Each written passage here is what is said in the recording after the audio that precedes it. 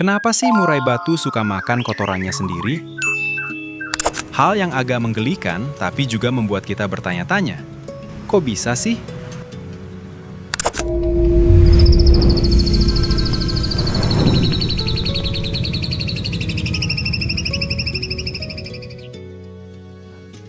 Assalamualaikum mas-mas penjaga murai dimanapun kalian berada. Apa kabar nih? Semoga semuanya sehat selalu dan koleksi burungnya makin gacor ya. Kembali lagi di channel kita, tempat mengobrol bareng soal segala hal tentang perawatan burung kicau. Nah, kebetulan banget nih, kita punya topik yang sedikit unik, tapi mungkin pernah atau bahkan sedang dialami oleh beberapa kalian di rumah. Sangat kebetulan sekali, kita dapat laporan dari kawan-kawan kicau mania kalau ada burung murai yang doyan banget nyamperin kotorannya sendiri.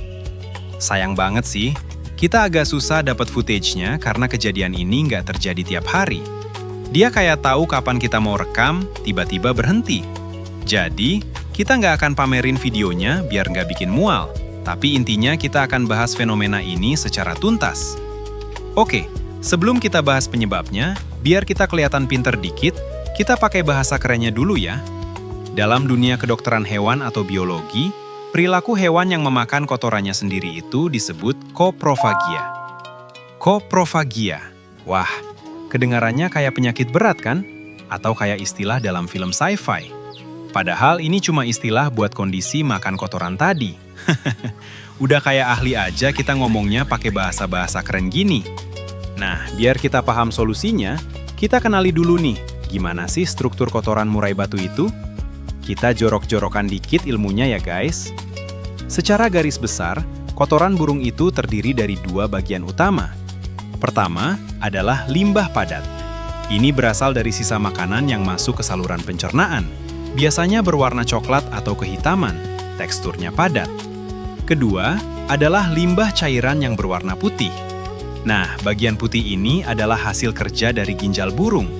Jadi ini bukan urin kayak manusia yang cair melulu, tapi ini berupa asam urat dan limbah nitrogen dari fermentasi pakan. Jadi sebenarnya, di dalam kotoran itu masih ada sisa-sisa nutrisi yang mungkin belum terserap sempurna. Dan menurut para ahli, inilah yang kadang membuat burung tertarik untuk memakannya lagi. Tapi tunggu dulu, ada apa sebenarnya dengan si murai kita? Nah, sekarang kita masuk ke inti diskusi.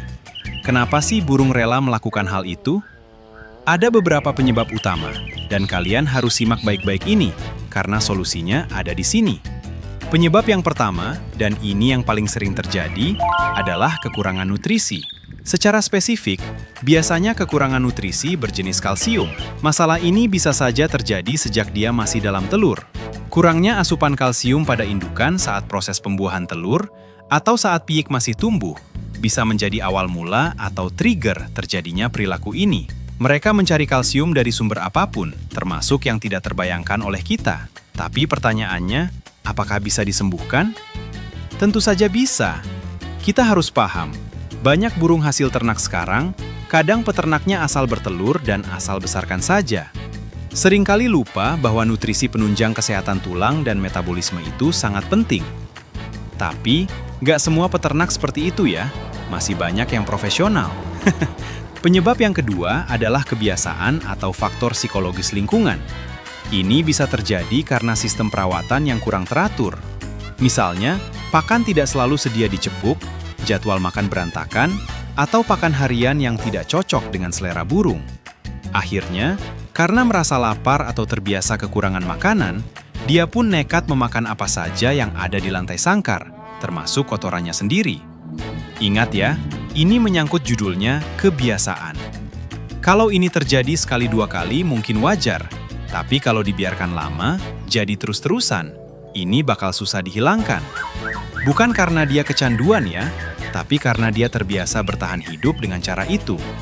Kecuali, emang rasanya enak? Penyebab ketiga, ini agak serius, yaitu luka pada saluran pencernaan. Keadaan ini cukup langka sih. Biasanya kalau ada luka atau gangguan pencernaan, sudah kelihatan dari feses hariannya, misalnya cair, berdarah, atau bau. Tapi tidak menutup kemungkinan juga ini bisa menjadi penyebabnya. Penyebab keempat adalah burung stres. Tapi menurut pengamatan kita di lapangan, ini sangat jarang terjadi justru karena memakan kotoran. Kebanyakan burung stres sekarang malah jadi diam total alias mbagong, atau sebaliknya jadi giras buas main kandang. Jadi untuk penyebab stres yang mendorong memakan kotoran ini, kemungkinan kecilnya cukup besar. Jadi kita fokus saja ke 3 penyebab pertama tadi. Oke, kita sudah tahu penyebabnya. Nah, yang paling sering terjadi di lapangan saat ini, 90% kasus burung makan kotorannya sendiri, itu disebabkan karena kekurangan kandungan kalsium. Lantas, apa yang harus kita lakukan? Ya gampang, tinggal penuhi aja kebutuhan kalsiumnya. Tapi sebentar, gimana caranya? Mari kita rincikan sedikit bagaimana cara memenuhi kebutuhan kalsium ini. Sumbernya bisa dari pakan dasar atau tambahan suplemen. Kita bahas dari pakan dasar dulu, yaitu fur.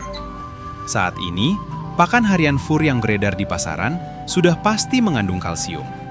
Jadi kemungkinannya sangat kecil kalau burung kekurangan kalsium murni dari furnya.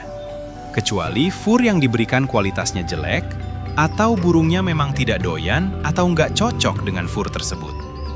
Jika kandungan kalsium dalam furnya sudah menurut kita tinggi, tapi burung masih tetap doyan makan kotorannya, berarti dia butuh ekstra.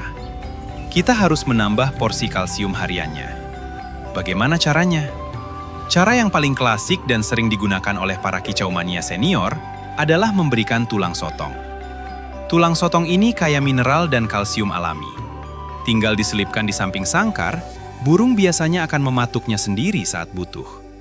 Atau, kalau susah cari tulang sotong, sekarang sudah banyak banget produk mineral burung yang dijual di kios-kios burung atau marketplace. Tinggal pilih yang kalsiumnya tinggi. Gimana cara pemberiannya? Bisa disatukan langsung dengan fur harian, dicampur rata di cepuk furnya.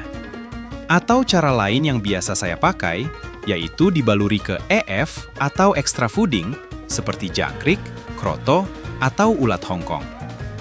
Caranya, ambil EF-nya, taburi sedikit bubuk mineral, kocok-kocok sebentar, lalu berikan ke burung.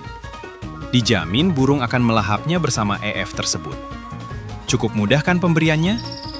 Nah, kalau pemberian tulang sotong dan produk mineral itu terasa belum membantu mengurangi gejala dalam 1-2 minggu, kita coba alternatif pakan alami lain yang mengandung tinggi kalsium. Apa itu? Sayuran. Beberapa jenis sayuran ini cukup mengandung mineral yang sangat tinggi, terutama daun kelor atau moringa ini rajanya nutrisi. Ada juga bayam dan brokoli. Beberapa jenis pakan ini sangat bisa membantu memenuhi kebutuhan kalsium burung secara alami. Bisa dicampur ke dalam fur atau diberikan terpisah di cepuk sayur. Manfaat lain dari sayuran ini selain kalsium adalah seratnya yang bagus untuk pencernaan. Jadi bisa membantu membersihkan isi perut sekaligus. Selain masalah nutrisi tadi, jangan lupa faktor kebersihan. Kebanyakan kasus burung yang makan kotorannya sendiri memang karena kasus nutrisi, tapi kita juga harus antisipasi hal lain. Coba biasakan menjaga kebersihan sangkar, karpet dasar, dan kerodong secara rutin. Yang paling penting adalah air minum. Ini wajib diganti setiap hari, bahkan 2 kali sehari kalau cuaca panas. Air yang kotor bisa memicu bakteri di saluran pencernaan, yang walau jarang, bisa ikut andil dalam masalah ini. Jadi intinya, murai batu yang makan kotorannya sendiri atau koprofagia ini bukan akhir dari segalanya. Jangan langsung dibuang atau dijual murah. Cek kembali pola pakan dan nutrisinya, terutama kalsium. Perbaiki kualitas pakan, tambah suplemen mineral, beri sayuran bernutrisi, dan jaga kebersihan sangkar. Insya Allah, dengan sedikit kesabaran dan perbaikan perawatan, kebiasaan burung ini akan hilang dengan sendirinya, dan dia akan kembali fokus pada kicauannya. Oke, cukup sekian pembahasan kita kali ini mengenai fenomena unik murai batu. Semoga bermanfaat buat kalian semua yang sedang mengalaminya. Kalau ada pertanyaan atau pengalaman lain, silahkan tulis di kolom komentar ya. Jangan lupa like, share, dan subscribe channel ini agar kita bisa terus ngobrol dan belajar bareng.